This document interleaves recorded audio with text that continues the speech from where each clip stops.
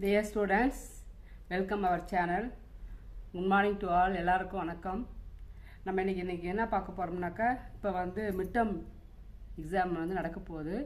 இப்போ வந்து accounts +2 accounts நம்ம ஸ்லோ லேர்னர் முதற்கொண்டு பிரில்லியன்ட் வரைக்கும் ஸ்லோ லேர்னர் வந்து எப்படி 35 மார்க் எடுக்கிறது பாஸ் பண்ணணும், அந்த ஹையஸ்ட் மார்க் எடுத்து எப்படி நல்ல மார்க் எடுக்கணும் அப்படின்னு சொல்லிட்டு மாணவர்களுக்கு தேவையான ஒரு சில ஆலோசனை தான் கொடுக்கறதுக்கு வந்திருக்கேன். இப்போ ஸ்டூடெண்ட்ஸ் வந்து ரொம்ப கவனிக்க வேண்டியது, நம்ம வந்து படிக்க வந்துட்டோம். இப்போ +1 படிக்க சேர்ந்துட்டோம், +1 +2 2 படிக்கிறோம். இப்போ நம்ம வந்தாவே நம்முடைய லட்சியம் என்னவாக இருக்கணும், அந்த கோர்ஸை வந்து நல்லபடியாக முடிச்சுட்டு போகணும், நல்ல மதிப்பெண் எடுத்துகிட்டு வெளியே போகணும் அப்படின்ட்டு தான் ஒவ்வொரு மாணவருடைய நோக்கமாக இருக்கும். உங்கள் பேரண்ட்ஸுடைய நோக்கம் அதுவாக தான் இருக்கும். இப்போ உங்களுக்கு கொடுக்கப்பட்ட வேலை அந்த 2 வருஷத்துக்கு என்ன, அந்த 2 வருஷம் சக்ஸஸ்ஃபுல்லாக படித்து நல்ல மார்க் எடுத்து போகணும் தான் உங்களுடைய வேலையை. இப்போ நீங்கள் என்ன பண்ணணும், இதில் மட்டும் தான் கவனம் செலுத்தணும். அது மிட்டம் வந்துடுச்சா, நம்ம எது வரைக்கும் நடத்தியிருக்காங்க, டீச்சர்ஸ் எந்த சிலபஸ் எது வரைக்கும் நடத்தியிருக்காங்க, இப்போ எதில் வந்து நம்ம மார்க் எடுக்கணும், நம்ம நிறைய படிக்கணும் அப்படின்னு சொல்லிட்டு மாணவர்களுக்கு கவனச்சிதறல் என்று கண்டிப்பாக இருக்கவே கூடாது. ஒரு சில டைம் விளையாட்டுத்தனமாக இருந்தாலும் இப்படி exam, test, midterm, quarterly, half yearly, annual அப்படின்னு வரும்போது அந்த சீரியஸ்னஸ் வந்துடணும். எல்லா டைமும் ஒரே மாதிரி இருப்பேன் அப்படின்னாக்கா மாணவர்கள் வந்து கவனக்குறைவு, கவனச்சிதறல், ஞாபகம் ஏதோ ஒரு ஞாபகத்தில் ஏதோ விளையாட்டுத்தனமாக ஏதோ ஸ்கூலுக்கு போனோமா ஏதோ வந்தோமா அப்படி தான் இருக்க முடியுமே தவிர நம்ம எதையுமே சக்ஸஸ் பண்ண முடியாது. நம்ம வந்து படிக்க வந்துட்டோம், நம்ம இந்த உலகத்தில் வேர்ல்டு இருக்கிறத ரொம்ப வந்து என்ன பயங்கர காம்படிஷன், இப்போல்லாம் பயங்கர காம்படிஷன், எதில் போனாலும் காம்படிஷன். அப்போ நம்மளுடைய எதிர்காலத்தை நல்லா அமைச்சுக்கணும் அப்படின்னாக்கா நம்மளுக்கு கண்டிப்பாக வந்து கல்வி ரொம்ப ரொம்ப முக்கியம். அந்த கல்வி வந்து எல்லோரும் கண்டிப்பாக அப்போ ரொம்ப ஃப்ரீடமாகவும் இருக்குது, நல்ல அவேர்னஸ் இருக்குது, நல்லா சொல்லி தராங்க. இப்போ மாணவர்கள் இதை வந்து பயன்படுத்திக்கணும், இதை பயன்படுத்திக்கணும். இப்போ ஃபஸ்ட்டு மிட்டமில் +2ல் அக்கௌண்டன்சியில் ஸ்லோ லேர்னர்ஸ் எப்படி பாஸ் பண்ணலாம், மற்ற எல்லாத்தையும் எப்படி ஹையஸ்ட் சென்டம் மார்க் எப்படி எடுக்கலாம் அப்படின்னு தான் நான் ஒரு சின்ன டிப்ஸ் கொடுக்க போகிறேன். இந்த கவனிங்க. இந்த ஸ்லோ லேர்னர்ஸ் எடுத்தீங்கன்னாக்கா கண்டிப்பாக வந்து 10 கொஸ்டின் பேட்டர்ன் ஃபஸ்ட்டு சொல்கிறேன் பாருங்கள். 50 மார்க்ஸ் ஃபஸ்ட்டு மிட்டம் 50 மார்க்ஸ் தான் வந்து கொஸ்டின் எடுப்பாங்க. அதை கண்டிப்பாக வந்து சூஸ் த கரெக்ட் ஆன்சர் அப்படின்னு 10 1 மார்க் கொடுப்பாங்க. அப்போது 2 மார்க் வந்து 5 to 7, அதாவது 7 கொஸ்டின் கொடுத்துட்டு எனி 5 எழுதணும். அப்போது 5 to 10 மார்க்கு. அப்போது 1 மார்க் 10, 2 மார்க்கு 10, 20 மார்க் ஆகிடுது. அப்போ 3 மார்க் அதே போல் 5 அவுட் ஆஃப் 7 நம்ம 5 எழுதுனா போதும். அப்போ 5 3s are 15, அப்போ 35 ஆகிடுச்சு. அப்போ அதுக்கடுத்து என்னது, இன்னும் ஒரு 15 மார்க் இருக்குது. 15 மார்க்கு 5 மார்க் கேட்பாங்க. 15 மார்க் வந்து 5 மார்க் கேட்பாங்க. இப்போ வந்து 50 மார்க்கு பார்த்துட்டோம். எய்தர் ஆர் நெய்தர், இது இல்லை அது அல்லது அப்படின்னு சொல்லிட்டு 2 கொஸ்டின் கொடுத்து 2ல் இவனுக்கு எது ஈஸியாக இருக்குதோ அதை அட்டன் பண்ணலாம். அது வந்து ஒவ்வொன்றுக்கு 5 மார்க்கு, 3 15 மார்க்கு. இப்போ இதுக்கு வந்து என்ன பண்ணலாம், அப்போ 50 மார்க் எடுத்துட்டோம். இப்போ ஸ்லோ லேர்னர்ஸ் என்ன பண்ணலாக்கா 35 மார்க் எடுத்தா பாஸ் அப்படின்னும் போது 50க்கு வைக்கும்போது எவ்வளோ எடுத்தால் போதும், 18 மார்க் எடுத்தால் போதும். 18 மார்க் எடுத்தால் போதும். 18 மார்க் எடுத்தால் கண்டிப்பாக உங்களால் பாஸ் பண்ண முடியும். அது இன்டர்னல் மார்க் 10 மார்க்கு அதெல்லாம் இதில் கிடையாது. இன்டர்னல் மார்க் சேர்க்காத நான் சொல்லிகிட்டு இருக்கேன். இப்போ 18 மார்க்கு ஸ்லோ லேர்னர்ஸ் கண்டிப்பாக எடுக்க முடியும். இப்போ என்ன பண்ணுற, நீ ஃபஸ்ட்டு 3 லெசன் தான் கொடுத்துருக்காங்க. ஒவ்வொரு லெசன்லேயும் 10 1 மார்க் கொடுத்துருக்காங்க. 30 1 மார்க் இருக்குது. இந்த 30 1 மார்க்கில் 10 1 மார்க் 30 1 மார்க்கு தெளிவாக நல்லா படிச்சுட்டு போயிட்டுனா அதில் 10 மார்க் எடுத்துடலாம். அதே போல் 2 மார்க்கு 5 கொஸ்டின், அதாவது நான் 10 கொஸ்டின் நான் தரேன், முக்கியமான கொஸ்டின் இப்போ 10 கொஸ்டின் தரேன், நான் வாசிக்கிறேன். அதில் கண்டிப்பாக 5 கொஸ்டின் கண்டிப்பாக இருக்கும் உங்களுக்கு. இப்போ வந்து 5 to 10 20 மார்க் ஆகிடுச்சா. அப்போ கண்டிப்பாக வந்து ஸ்லோ லேர்னர்ஸு 1 மார்க் 2 மார்க் மட்டும் படித்தா என்ன பண்ணலாம், கண்டிப்பாக பாஸ் பண்ண முடியும். முடியாது கிடையவே கிடையாது. நம்மளுடைய முயற்சி இருக்கணும், நம்மளுடைய உழைப்பு இருக்கணும். நம்ம அப்பா அம்மா நம்ம பேரண்ட்ஸு நம்ம எதுக்கு ஸ்கூலுக்கு வரோம் அப்படின்ட்டு கொஞ்சமாக கவனித்துக்கோ வச்சுட்டு கண்டிப்பாக இது ஸ்லோ லேர்னர்ஸ் தான் சொல்லியிருக்கேன். இந்த மார்க் இல்லை, மற்றவங்க எல்லாருக்கும் ஹையஸ்ட் மார்க் எடுத்து நான் ஈஸியாக சொல்கிறேன். அப்போ வந்து யாருமே ஒரு மாணவர் கூட ஃபெயில் ஆகிறதுக்கு வாய்ப்பே கிடையாது, வச்சுங்களா. இப்போ இதை மட்டும் படித்தாவே பாஸ் பண்ணிடலாம். ஸ்லோ லேர்னர்ஸு நீ இந்த மிட்டாமில் இதை மட்டும் படித்து பாஸ் பண்ணிப்பா, நிறைய மார்க் எடுத்துப்பா, அடுத்த முறை இதில் வந்து நம்ம 3 மார்க்கும் படிச்சிடலாமே, 5 மார்க்கும் படிச்சிடலாமே. எப்படி 3 மார்க் 5 மார்க்கில் கிளாஸில் வந்து எப்படி சொல்லுவாங்க, கணக்கு போட வைப்பாங்க. கண்டிப்பாக முடியும். புரியுதா? அப்போ நம்மளுடைய முயற்சி கண்டிப்பாக வேணும். முயற்சி இருந்தால் கண்டிப்பாக வெற்றி அடைய முடியும். அதே போல் பிரில்லியன்ட் ஸ்டூடெண்ட்ஸு நிறைய மார்க் எடுக்கணும், நான் சென்டம் தான் எடுக்கணும், அபோவ் 90 தான் எடுக்கணும் அப்படின்னு இருக்கிற மாணவர்களும் ரொம்ப ஈஸியாக எடுக்கலாம். இப்போ எப்படி சொன்னேன், 30 1 மார்க் கொடுத்துருக்காங்க. இந்த 30 லெசன் 3 லெசனுடைய 30 1 மார்க் படித்தாவே கண்டிப்பாக 10 1 மார்க்கு எடுத்துடலாம். அதே போல் 2 மார்க்கும் 5 to 10 எடுத்துடலாம். 3 மார்க் ரொம்ப ரொம்ப ஈஸி. அதே போல் கண்டிப்பாக 2 சம் 2 மார்க்கில் வந்து கண்டிப்பாக 2 சம் கொடுப்பாங்க, மீதி தேரி இருக்கும். அப்போ சம்முன்னு பார்த்தீங்கன்னா ரொம்ப ஈஸியாக இருக்கும். குறிப்பேட்டு பதிவு தருக, இல்லை லாப நட்டை கண்டுபிடிக்க, அந்த மாதிரி தான் கேட்பாங்க ஃபஸ்ட்டு மிட்டம்லாம்.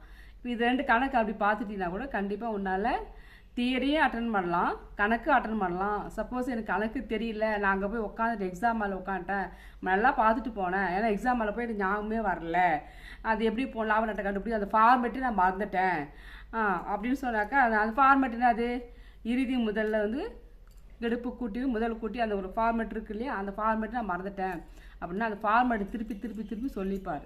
திருப்பி சொல்லி பார்த்தா கண்டிப்பாக அதனால் நம்ம கணக்கு போட முடியும். இப்போது அதே போல் சென்டம் எடுக்கணும், ஏன்னா அபோவ் 70 80 90 மார்க் எடுக்கணும், 100 எடுக்கணும் அப்படின்னு பாருங்கள். இதே மெத்தடு தான் 3 மார்க். அதே போல் 2 மார்க் 1 மார்க் 2 மார்க் எப்படி சொன்னோம், அதே 3 மார்க்கு. அதே போல் சிம்பிளாக 3 மார்க்கு என்னென்னா கொஸ்டின் ரொம்ப ஈஸியாக இருக்கும் அதெல்லாம். அப்போ 3 மார்க்கில் என்னென்ன சம்மு கேட்பாங்க அப்படின்னு, சம்மு தியரி ரெண்டுமே பார்த்துட்டு போங்க. நீங்கள் வந்து கண்டிப்பாக சென்டம் தான் எடுக்கணும், அப்போ 90 எடுக்கணுன்னாக்கா எதையுமே மிஸ் பண்ணக்கூடாது. தியரியும் ஃபுல்லாக படிக்கணும், சம்மு முடியும். நான் தியரி மட்டும் தான் படிச்சுட்டு வந்தேன், சம்மு பார்க்கல அப்படின்னாக்கா கண்டிப்பாக மார்க் எடுக்க முடியாது.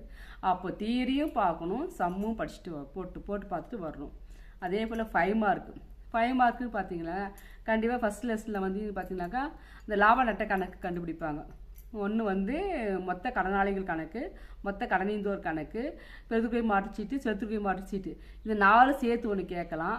இல்லை இது ஏதாவது ஒன்று கேட்டுட்டு அப்புறம் என்ன பண்ணலாம், வியாபார லாப நட்ட கணக்கு, இருப்பு நிலை கண்டுபிடிக்க 2ல் ஏதாவது ஒரு கணக்கு வரலாம். கண்டிப்பாக நிலை அறிக்கை என்றால் என்ன, கண்டிப்பாக அந்த கொஸ்டின் கேட்பாங்க. இந்த மாதிரி 2வது லெசன் இருந்தால் பெறுதல் செலுத்தல் கணக்கு ரொம்ப அவசியமாக இடம்பெறும்.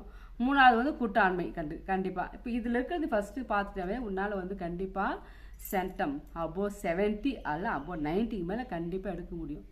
இந்த சின்ன தப்பு வராமல் பார்த்துக்கிட்டீங்கனாக்கா எப்படின்னாக்கா, சின்ன தப்பு எப்படி வரக்கூடாதுன்னா, இப்போ கணக்கு போடுறேன்னு வச்சுக்கோ, இப்போ கணக்கு போட்டே வர சப்போஸ் அங்கே எங்கே டேலி ஆகலை, எனக்கு மிஸ்டேக் வருது அப்படின்னாக்கா இன்னொரு முறை பார்த்து எனக்கு அதே தப்பு வந்து கொஞ்சம் விட்டுட்டு அதுக்கு அடுத்து வேலையை முடிச்சுட்டு அடுத்து கணக்கு போட்டு என்ன எழுதிட்டு அதுக்கடுத்து ஸ்லோவாக 1 by 1 கரெக்டாக பற்று போட்டிருக்குமா, கரெக்டாக வரவு போட்டிருக்கோம், என்ன பண்ணியிருக்கோம் ஏது பண்ணிவிடும் 1 by 1 கரெக்டாக வந்து அந்த காலத்தில் போட்டிருக்குமா கரெக்டாக வெரிஃபை பண்ணிவிட்டு வந்து ஸ்லோவாக கண்டிப்பாக அந்த தப்பு உன்னால் கண்டுபிடிக்க முடியும்.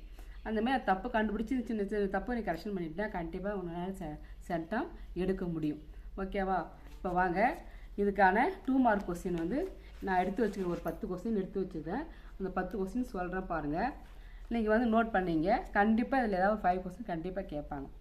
இப்போ 2 மார்க் மட்டும் சொல்கிறேன் பாருங்கள். முழுமை பெறா பதிவேடுகள் என்றால் என்ன? 2வது வந்து இரட்டை பதிமுறை பின்பற்றாத போது சிறிய அளவிலான தனி வணிகர் பொதுவாக பராமரித்து வரும் கணக்கெடுகள் தருக. இது ரொம்ப ஈஸி. இந்த ஸ்லோ லேர்னர்ஸ்லாம் இதெல்லாம் நம்ம ஈஸியாக ஞாபகம் வச்சுக்கலாம்.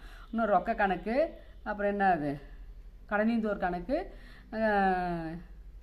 இன்னும் ஒன்று 3 வரும். இது 3 மட்டும்தான். அது மட்டும் இப்படி படிச்சுட்டு போதும், ரொம்ப ஈஸி. அதே போல் நிலை அறிக்கை என்றால் என்ன? நிலை அறிக்கை நம்ம எது கண்டுபிடிக்கிறோம்? தொடக்கம் முதல் கண்டுபிடிக்கிறது தான் நிலை அறிக்கை கண்டுபிடிக்கிறோம். நமக்கு நிலை அறிக்கை கணக்கு போடும்போதே நம்ம வந்து சொல்லி தான் கணக்கு போடும். பொறுப்புகள் வரும், சொத்துக்கள் வரும், இதில் இருந்து வந்து நம்ம நிலை அறிக்கை கண்டுபிடிக்கிறோம். அப்புறம் அதில் இருக்கிற நம்ம என்ன கணக்கு போடும்போது எத்தனை 3 ஸ்டெப்ஸ் சொல்கிறோமோ அந்த 3 ஸ்டெப்ஸ் தான் அதுக்கு ஆன்சரே. நீ அதை கணக்கு போட்டு நிலை அறிக்கை கணக்கு போட்டு எடுத்து பார்த்துட்டு இந்த தியரி கொஸ்டினை வச்சு மேட்ச் பண்ணி படித்து பாரு, கண்டிப்பாக மெமரி ஆகும் உங்களுக்கு.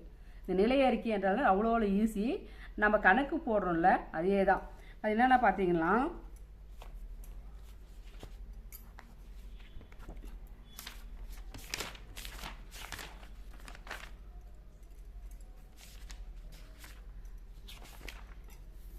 இங்கே பாருங்க, ஃபஸ்ட்டு வந்து நிலை அறிக்கை வந்து ஒரு குறிப்பிட்ட நாளுக்கான சொத்துக்கள் பொறுப்புகள் இருப்பை காட்டும் ஒரு அறிக்கை. நிலை அறிக்கைன்னா ஒரு குறிப்பிட்ட நாளுக்கான சொத்து என்ன பொறுப்பு எவ்வளோ அப்படின்னு சொல்லி அதை காட்டுறது தான் ஒரு அறிக்கை தான் வந்து ஃபஸ்ட் பாயிண்ட். ரெண்டாவது பார்த்தீங்கன்னா இது என்னது, சொத்துக்கள் வந்து வலது பக்கமும் பொறுப்புகள் வந்து இடது பக்கம் இடம்பெறும். நம்ம போடும்போது போடுவோம், இந்த பக்கம் பொறுப்புகள் இந்த பக்கம் சொத்துக்கள் போடுவோம், அதே தான். இப்போ அதை மைண்ட் வச்சு ஒரு பாயிண்ட் ஆகிடுதா. மூணாவது இது வந்து என்ன பண்ணுறாங்க, முழு பெற பதிவேடு ஒரு வியாபார நிறுவனம் ஒரு குறிப்பிட்ட நாளுக்கான தொடக்க முதலை கண்டுபிடிக்க தான் இந்த நிலை அறிக்கை. ஒரு குறிப்பிட்ட நாளுக்கான தொடக்க முதல் எவ்வளோ கண்டுபிடிக்க தான் இந்த நிலை அறிக்கை கண்டுபிடிக்கும். இது வந்து இருப்புநிலை குறிப்பு போன்று தோற்றம் அளிக்கும். இருப்புநிலை எப்படி போகும், பொறுப்பு சொத்து இந்த பக்கம் வந்து முதல்ல கடனீந்தோர் கடன் அதாவது பொறுப்பெல்லாம் இந்த பக்கம் இடம்பெறும், சொத்துலாம் அந்த இடம்பெறும். அந்த மாதிரி ஒரு இதுதான். இது ரொம்ப ரொம்ப ஈஸியான பாயிண்ட். இது நம்ம கணக்கு போடும்போதே கரெக்டாக இது மெயின் பண்ணி இது வச்சு கணக்கு போட்டு இந்த பாயிண்ட் வச்சு மேட்ச் பண்ணி படித்து பார்த்தீங்கன்னா கண்டிப்பாக உங்களால் மறக்கவே முடியாது அந்த கொஸ்டின். நிலை அறிக்கை என்றாலும் எந்த நேரத்தில் எப்போ கேட்டாலும் உங்களால் கண்டிப்பாக ஆன்சர் பண்ண முடியும். அப்போது நிலை அறிக்கை கணக்கு போடுறதுல அது கணக்கை ஃபார்மேட் எடுத்து வச்சுட்டு இந்த சென்டென்ஸ் மேட்ச் பண்ணிப்பார், ஈஸியாக இருக்கும், மைண்டில் மறக்க முடியாது. நாலாவது கொஸ்டின் பாருங்கள், பெறுதல்கள் மற்றும் செலுத்தல் கணக்கு என்றால் என்ன? பெறுதல்கள்லாம் பற்று செய்து வரும், செலுத்தல்கள்லாம் வரவு செய்கிறோம், பெற்றதெல்லாம் செலவெல்லாம் அப்படின்னு. இப்போ உயல் கொடை என்றால் என்ன? லாப நோக்காட்ட அமைப்பின் முதலின வரவுகளும் எதுன்னு 4 தருக. ரொம்ப ரொம்ப ஈஸி. ஒன்று வந்து முதலின வரவு 4 கேட்பாங்க, இல்லைன்னா வருவாயின் செலவு கேட்பாங்க 4. அந்த 2 கொஸ்டின் கொடுத்துட்டா நான் 1 தான் எடுத்துக்கிறேன். 2ல் 1 கண்டிப்பாக அவசியம் கேட்பாங்க. 2 மார்க் இருக்குது, இல்லை 3 மார்க்கில் கேட்பாங்க, கண்டிப்பாக உண்டு.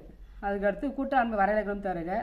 கூட்டாளி ஒருவருக்கு முதல் மீது வட்டி அனுமதிக்கு மேற்கொள்ள வேண்டியனா அது குறிப்பேட்டு பதிவேனா. ஒரு கூட்டாளி வந்து முதல் மீது வட்டி தரேன்னா அதுக்கு என்ன குறிப்பேட்டு பதிவு புக்கில் இருக்குது பாருங்கள், அது பார்த்துட்டு போனவே அது கண்டிப்பாக அந்த குறிப்பேட்டு பதிவு கேட்பாங்க, அது போட்டுடலாம். அதுக்கடுத்து கீழ்கான விவரங்கள்லேருந்து லாபம் அல்லது நட்டம் லாபம் நட்டம் கண்டறிக்கல ஃபஸ்ட்டே வருது பாருங்கள், அது கண்டிப்பாக கேட்பாங்க. அதே போல் கீழே கொடுக்கப்பட்ட தகவல்களிலிருந்து குறிஞ்சி விளையாட்டு மன்றத்தில் 2018 டிசம்பர் 31ஆம் நாள் முடிவடையும் ஆண்டுக்குரிய பெறுதல் மற்றும் செலுத்தல் கணக்கு தயார் செய்க. 2வது பாடத்தில் பயிற்சி 1 கண்டிப்பாக இந்த 10 கொஸ்டின் தந்துடுறேன். இந்த 10 கொஸ்டினில் கண்டிப்பாக அவசியம் என்ன பண்ணுவாங்க, உங்களுக்கு 5 கொஸ்டின் கண்டிப்பாக கேட்பாங்க, பார்த்துங்க. இது நான் இதை எடுத்து போடுறேன்.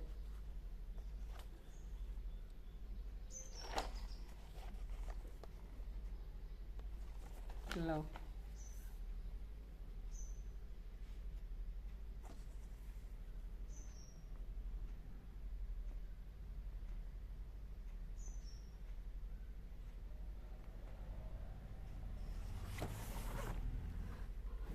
டியர் ஸ்டூடெண்ட்ஸ், உங்களுக்கு இது எந்தளவுக்கு யூஸ்ஃபுல்லாக இருந்தது, இல்லை என்ன டவுட்டு இன்னும் கிளாரிஃபிகேஷன் வேணும் அப்படின்னாக்கா இந்த சேனல் பார்த்து சப்ஸ்கிரைப் பண்ணி விடுங்க, லைக் பண்ணுங்கள்.